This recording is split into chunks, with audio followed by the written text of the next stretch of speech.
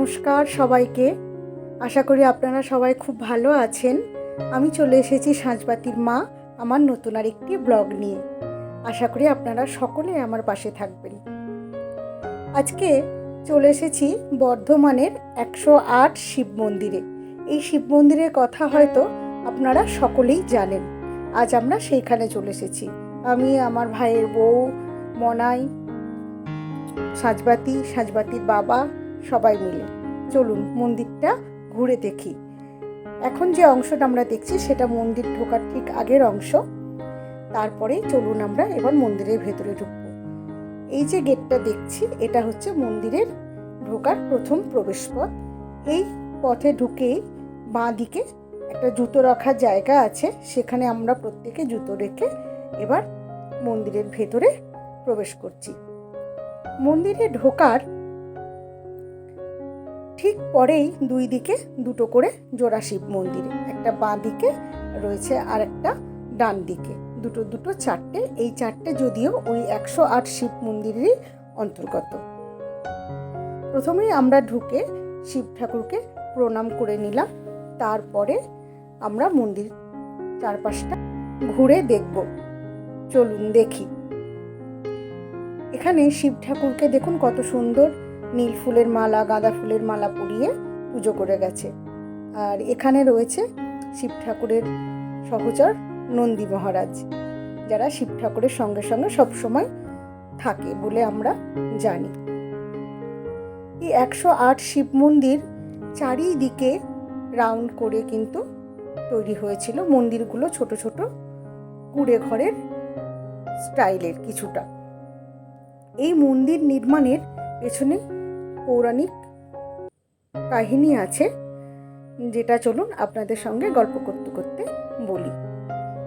দেখুন এই যে অনন্ত শয্যায় বিষ্ণু, কত সুন্দর মূর্তিটা। একদিকে ছোট ছোট শিব মন্দির রয়েছে সারিবদ্ধভাবে, আর মাঝে মাঝে ঠিক তার অপোজিটে রয়েছে বিভিন্ন ধরনের মূর্তি, কোথাও লক্ষ্মীনারায়ণ, কোথাও বিষ্ণু। যেহেতু আমরা গিয়েছিলাম ঠিক সন্ধ্যার মুখে মুখে, তাই দেখুন শিব মন্দিরগুলোতে কিন্তু সন্ধ্যা প্রদীপ জ্বলছে। অনেকেই এসে কিন্তু এখানটায় সন্ধ্যা প্রদীপ জ্বালিয়ে দিয়ে যাচ্ছে। একটা অপূর্ব সুন্দর ঐশ্বরিক ভাবনা এখানটায় যেন বিরাজ করছিল, এক অনুভূতি যেন অন্যরকম। কত সুন্দর প্রদীপগুলো জ্বলছে শিব ঠাকুরের মন্দিরগুলোতে। এখানে রয়েছে দেখুন আরও একটি দেবদেবীর মূর্তি।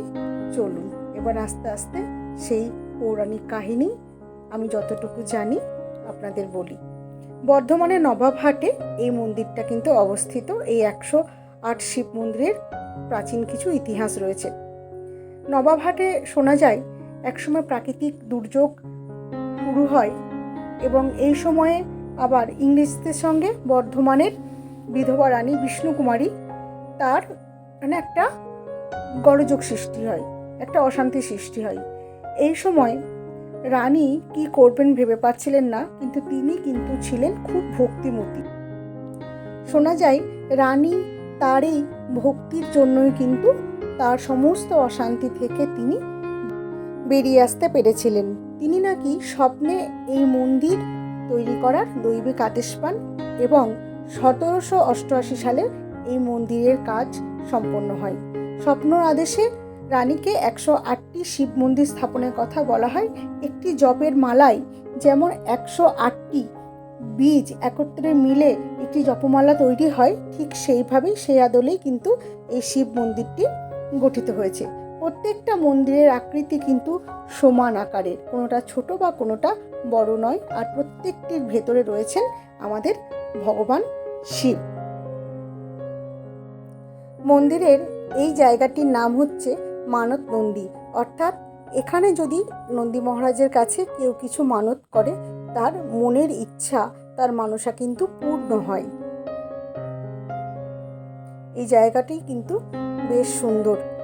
এদিকে আছে বাবা ভোলা মহেশ্বর, একদিকে নন্দী মহারাজ, একদিকে ভিঙ্গি মহারাজ, আর একদিকে রয়েছে বিভিন্ন সারিবদ্ধভাবে অনেকগুলো ঘণ্টা, কিছু চিত্রকলা। চলুন দেখে নেই।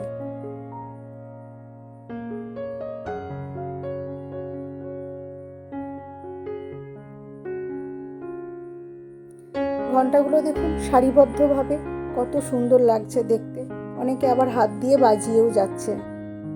আর চারিপাশের পরিবেশটা এত সুন্দর, সেটা নিজের চোখে না দেখলে হয়তো বলে বোঝাতে পারবো না।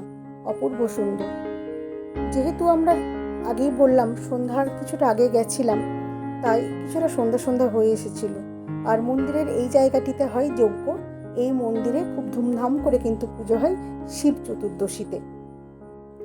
তখন এখানে কিন্তু প্রচুর লোক সমাগম হয়। মন্দির দেখতে দেখতে প্রায় সন্ধ্যা লেগে এসেছে। সাজবাতি ছোট, তাই এখান থেকে অন্য কোনো জায়গায় আর যাব না, সোজা ফিরবো। চলুন তাহলে ফিরে যাই। আর ফিরে গিয়েই কিছু প্যাকিং আছে করব, কারণ কালকে সকালে আমরা বর্ধমান থেকে বাড়ির উদ্দেশ্যে রওনা দেব। কারণ এসেছি প্রথমে বোলপুর, বোলপুর থেকে এখানে বেশ অনেক কদিনই হলো, এবার ফেরার পালা। পরের দিন সকালবেলায় আমরা কিছুটা জলখাবার খেয়ে দিয়ে নিয়ে বেরিয়ে পড়েছি। মাসিমা মেসোমশাই দাঁড়িয়ে আছে।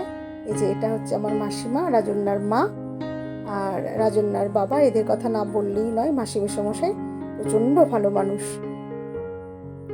সাজবাতিকে তো কোল থেকেই নামাচ্ছিল না। আর আমরা টোটোতে উঠে গেছি, আর এই যে সাজবাতি রাজুর মায়ের কোলে কিছুতেই নামছে না। ওরাও ভাবছে যে মা বাবা যাচ্ছে, যাক আমরা এখানে থাকি। তো যাই হোক, আমরা স্টেশনের উদ্দেশ্যে বেরিয়ে পড়েছি এবং স্টেশনে নেমে গণেশের মিষ্টান্ন ভাণ্ডার অর্থাৎ বর্ধমানের একটি যথেষ্ট বিখ্যাত দোকান, সেখান থেকে সীতাভোগ আর মিহিদানা কিনে নিলাম। কিনে নেওয়ার পরে একদম স্টেশনে ট্রেনের কাছে চলে যাব। আমরা যাচ্ছি ট্রেনের দিকে, নেওয়া হয়ে গেছে আমাদের মিহিদানা। তারপরে ট্রেন ঢুকে গেছে এবং আমরা ট্রেনে উঠেও পড়েছি। সাজবাতি ওর বাবার কোলে ঘুমিয়ে গেছে।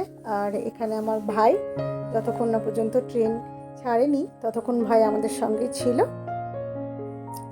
খুব মন খারাপ করছিল, কিন্তু বাড়ি তো ফিরতেই হবে, তাই না? তাহলে ব্লগটা এখানেই শেষ করছি। আপনারা প্রত্যেকে অনেক ভালো থাকবেন, সুস্থ থাকবেন। যদি ভালো লাগে তাহলে একটা লাইক করে দেবেন।